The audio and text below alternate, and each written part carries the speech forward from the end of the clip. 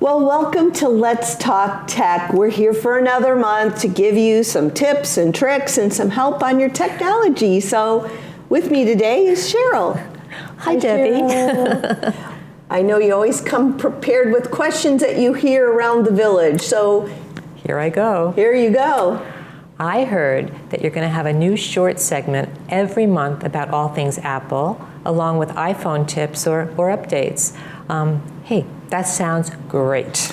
Yeah, well, I know people have Android phones, but Apple is everywhere. And so I ran across some information that I thought would be important to share with the audience. So yes, I'm going to be doing a short segment every month. It's just going to be something easy, like location services is my first one. How to turn off location services, or how come my battery's getting eaten up? Those types of things. But something every month. And we also have the Mac Club here does classes. There's a lot of online tools that you can learn about your phone, and Apple themselves have some easy videos online. But this is just a quick tutorial every month or a little tip or trick. Right, perfect. All right, well, let me tell you about my first one is location services. As a side note, over the past 4 years of the show, I've covered iPhone and iPad topics here and there, but I've decided to step it up. Starting soon, I'll be including a short monthly segment focused on updates, changes, and quick tips and tricks for Apple devices. So stay tuned for that. So this month I wanted to start with how to prevent apps from accessing your location on your devices. Location services on iPhone allows apps to do all kinds of things, such as giving you directions from your current location to your destination or tracking your walking route with GPS. However, that also means that some apps might be using your location when you don't want them to. Thankfully, though, you can choose to turn off location services altogether. Why does this matter? Well, you want to prevent apps from using your location when you don't want them to. You want to keep your location private from those apps and other people. So how do I turn them off? This tip works on any device running iOS 16 or later and on iPad OS 16 or later. Turning your iPhone's location services on or off is easy to do within your privacy settings. When you turn location services off completely, none of your apps will be able to track or use your location. Now, I'm going to show you some screenshots of how to turn off location on both your iPhone and your iPad. First, you open the Settings app and tap Privacy and Security. Then you tap Location Services. Then tap the toggle next to Location Services to turn it off. Then tap Turn Off to turn Location Services off completely. If you want most of your apps to not use location services, but realize some apps like Maps need location services to work, you can instead turn location services on or off on an app-by-app basis, and that's what I do. You also get a pop-up that says turn on while using the app. You want to make sure you do that. And that's all there is to doing the location security. Do you or your loved ones want to continue living at home safely, but are starting to see signs of Parkinson's, dementia, Alzheimer's, maybe it's recent strokes or falls? Having a caregiver at home can be the best way to keep you in home safely. Home Helpers has been providing caregivers for over 25 years. Call us today or join us at Laguna Cafe for free pie and coffee, and we'll answer your questions about caregiving. It's the first Tuesday of every month at 10 a.m., and space goes quickly, so RSVP now. Well, hello, everyone. I wanted to give you your iPhone tip. Remember, I mentioned that we were going to start doing that on Let's Talk Tech. So this one is about protecting your privacy, stopping app tracking on your iPhone. So why should you stop app tracking? Well, it limits ads, it stops pop-ups, and it also controls the data that you might be sharing unbeknownst to you. So a very important tool to check on. And although this is for iPhone today, it also works with anybody's Android phones. You have similar settings as well. So, what is app tracking? Data collection, apps that collect usage data, data shared with third parties, used for personalized ads, none of which you want. So, how should you turn off app tracking? Well, you need to open your settings, then go to your privacy and security, select tracking, and toggle off allow apps to request to track. So you see all of that there. Um, so you just toggle. You want it to be gray. You don't want it to be green or turned on. Depending on how many apps you have, it may take some time to do this, but it'll be well worth it. And then you want to make sure you manage individual app permissions, view the app list, check the tracking status, toggle off for each app. Very important. And some exceptions to be aware of. Some account-based apps may still track your information as part of your agreement that you agreed to when you downloaded the app. Some examples could be Google, Facebook, and other platforms along that they may still be tracking you. And that is something, again, when you first download an app, it comes up with an agreement. And in order to use the app, you have to agree to their terms. That's something you really don't have a lot of control over. And then review your settings, check individual app privacy policies always. And there's benefits. You have enhanced privacy, reduced ad targeting, and potential battery savings because it will use your battery. So take control of your data, disable the tracking, review your app permissions, update regularly, and stay informed. Are you looking to boost your financial knowledge in a friendly, relaxed setting? Join us at the Financial Forum Club, where we tackle important money matters together. The second Thursday of every month from 3 to 5 p.m. in Clubhouse 7. No RSVP is required. Come to learn, share, or just listen. Coffee and cookies are on us. The Financial Forum Club, your community, your future, your financial education.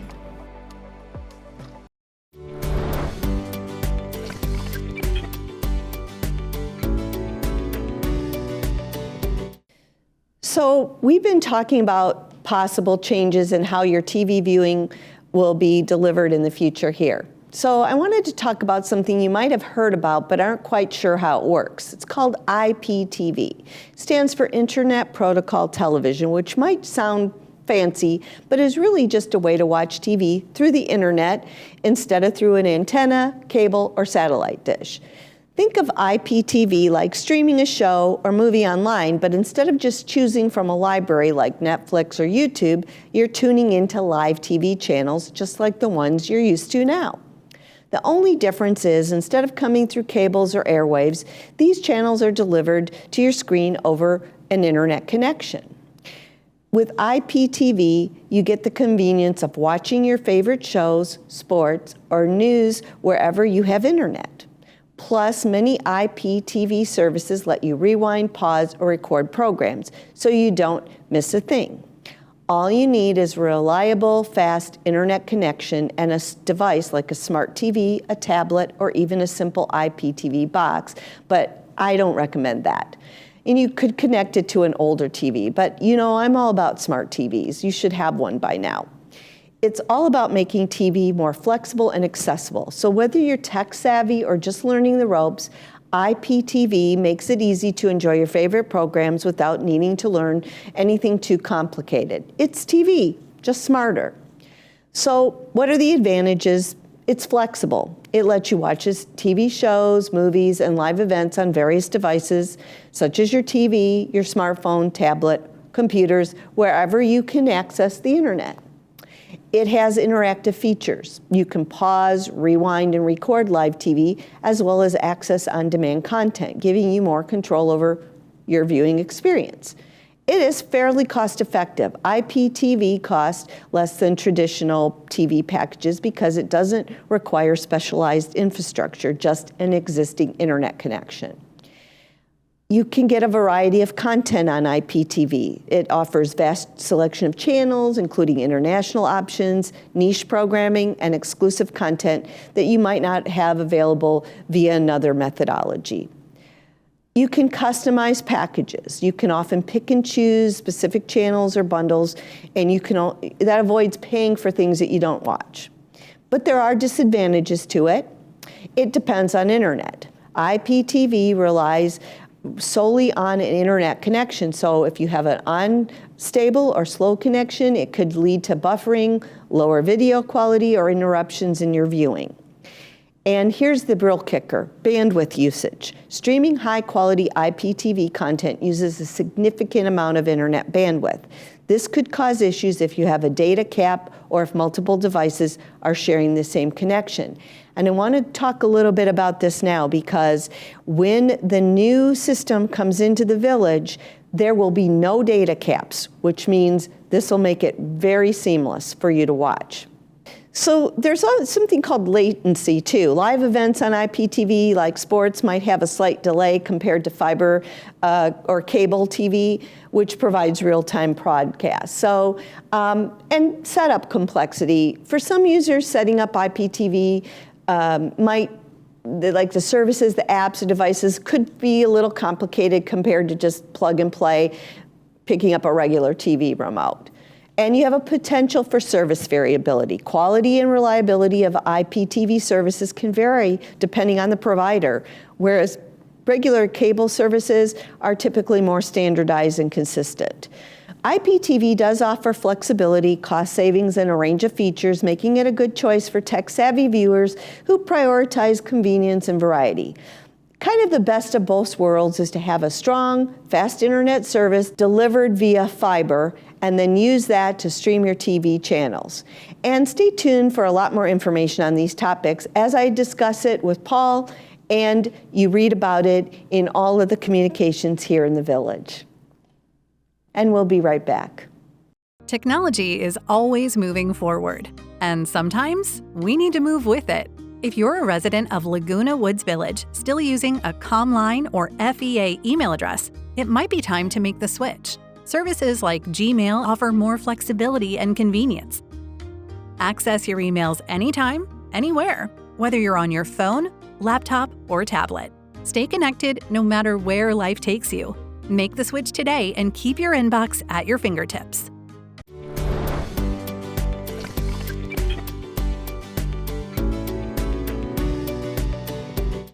So you know this show is available on YouTube, and Village Television is available on YouTube. So I thought it would be important to do a segment on discovering YouTube and tips for a better experience. So let's talk about this. It's hard to imagine life without YouTube now, but it's only been around since 2005. And by 2006, people were watching about 100 million videos a day. Fast forward to today, and users upload 500 hours of video every minute. It's mainstream. YouTube offers almost infinite possibilities. You can find entertainment, music, tutorials, and much more, all for free. You can create your own videos like I do, share them, and maybe even earn money if you gather enough followers, but you have to have a lot of followers, so make sure you follow me. I'd like to share a few tips to make your YouTube experience even better though. There's something called dark mode. Try it. Dark mode is simply a setting that can make a big difference. It changes the background of the screen to black, which is easier on your eyes, especially at night or during long viewing sessions. Plus, it can help save your device's battery. You can find this option in the YouTube app or your browser settings. It's a preference, of course. I like light mode. I still haven't gotten used to it, but I see the value of dark mode. Adjust the playback speed.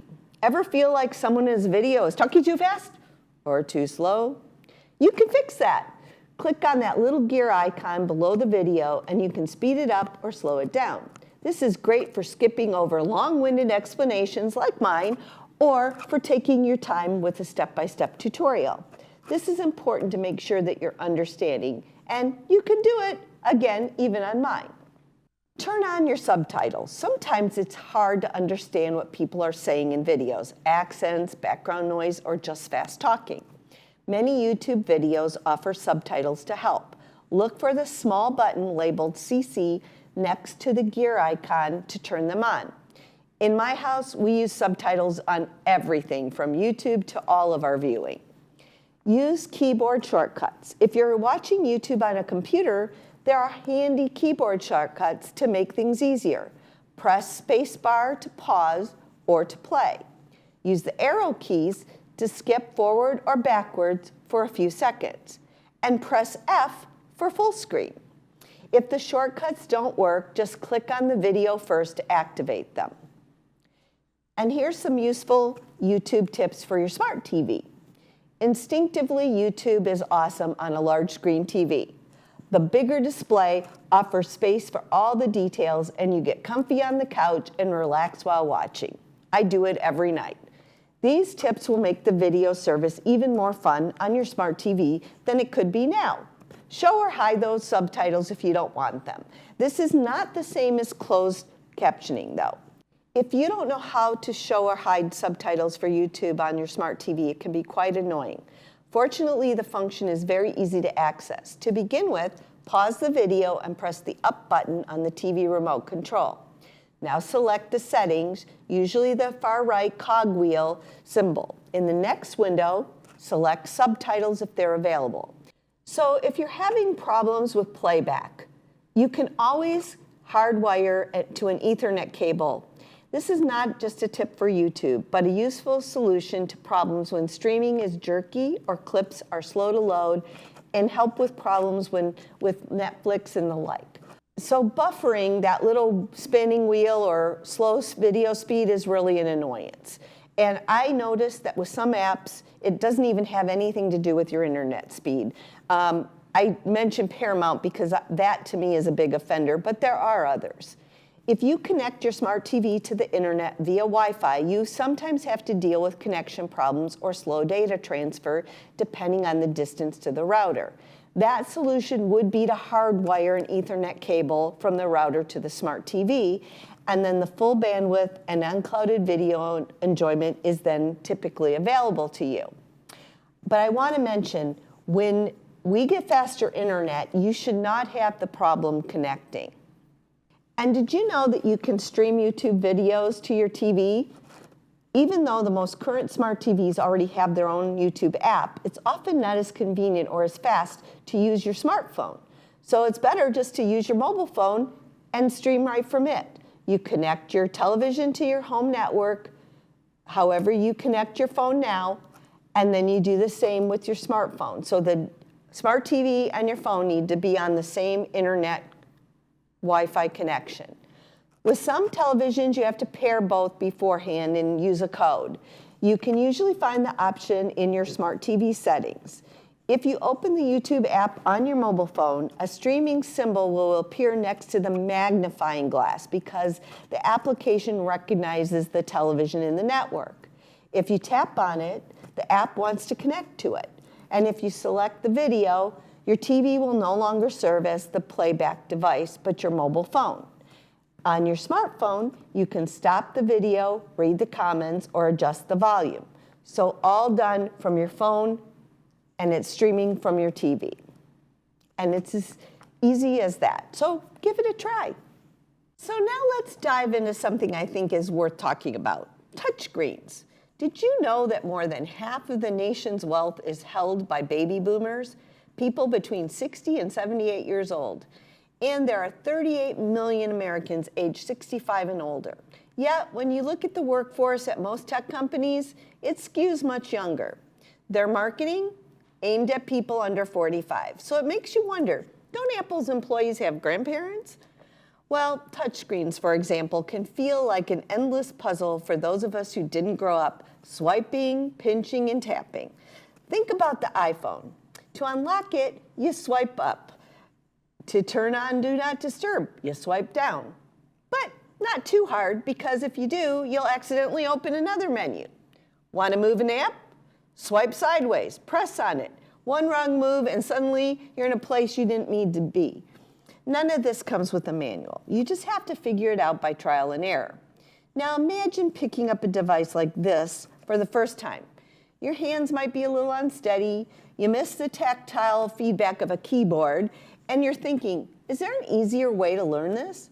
Could something like Siri, Apple's voice assistant, be the bridge between us and often frustrating touchscreen? Some senior living centers or classes or even rehab facilities have tried to tackle this. For example, they teach accessibility features like voiceover, zoom, and multi-finger gestures. But let's be real. Learning when to single tap, double tap, or use 3 fingers can feel like learning a new language.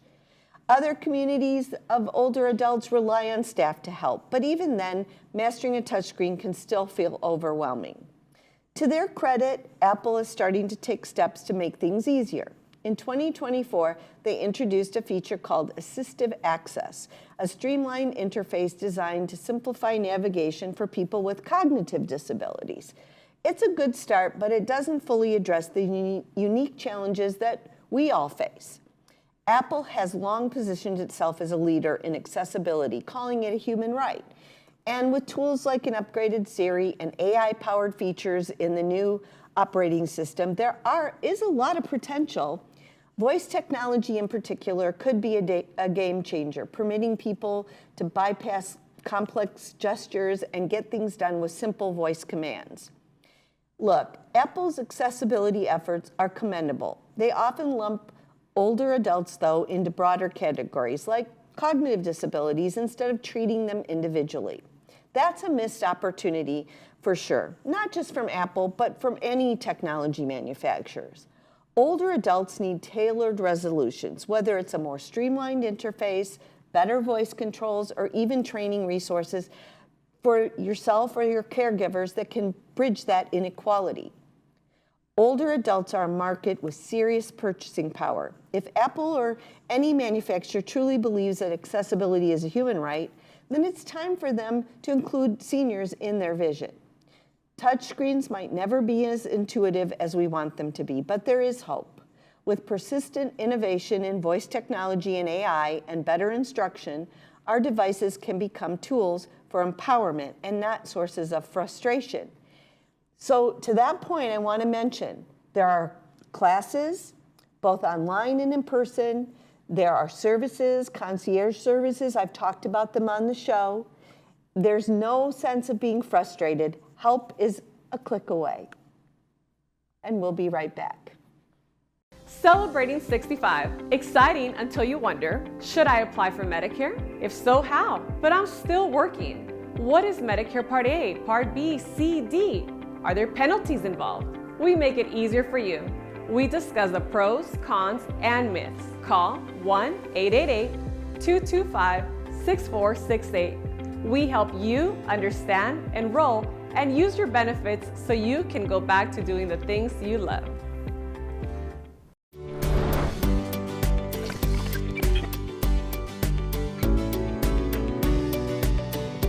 So I wanted to share some insights from a AARP 2025 survey about tech trends for the 80-plus age group. So I want to take a moment to appreciate the progress AARP is making in understanding technology use among older adults. For the first time, their 2025 survey focused specifically on those aged 80 and older. So why does this matter? Well, with the life expectancy after age 65 stretching another 20 years on average, this group is becoming increasingly significant, not just in numbers, but in shaping the kinds of technology and services business should offer. How does the 80-plus group view technology? Well, the survey highlights a mix of optimism and caution when it comes to technology. About half of the respondents feel that tech can support a healthy life. But among those aged 80 and up, only 39% share that belief. This is despite the fact that over 80% of this group live with one chronic condition or more. Interestingly, the survey also found that older adults are less likely to see technology as helpful for brain health, perhaps because they're not convinced it works or simply aren't aware of its benefits. They are adopting smartphones and staying connected, and that's the bright side. They're using them, and most agree that technology helps them stay socially connected. With that said, though, they're understandably cautious about trying the latest innovations like generative AI.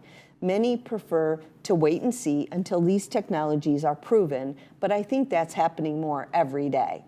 Only about 45% feel confident in their ability to fully navigate the online world, and it's no surprise that many feel tech isn't designed with their needs in mind.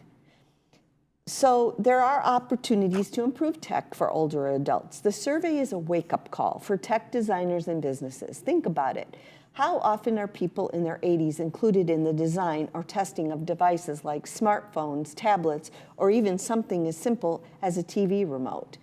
These tools are vital for staying in touch with family and friends, yet they can be tricky to use without some guidance. So what can help? Well, family and friends play a big role in teaching older adults how to use new devices. And for those who want to build confidence, resources like AARP's free 7-day email course on smartphones can be a great start. Their Senior Planet is wonderful, and there's a lot of resources out there to help you learn these devices if you want to. So looking ahead, the growing demographic offers incredible opportunities, not just for businesses, but for society as a whole. By designing with older adults in mind, we can create technology that truly supports independence, connection, and quality of life for everyone. Someone asked me recently, what is Thrive? Thrive is a group in the village that seeks to inspire quality living in every chapter of our lives. They asked, how do you do that? We bring people together and promote themes such as kindness, positivity, joyfulness, resilience, and mindfulness in a complex world, as these behaviors enhance wellness and increase cognitive and physical health. Come thrive with us at our next event. Just RSVP by emailing us.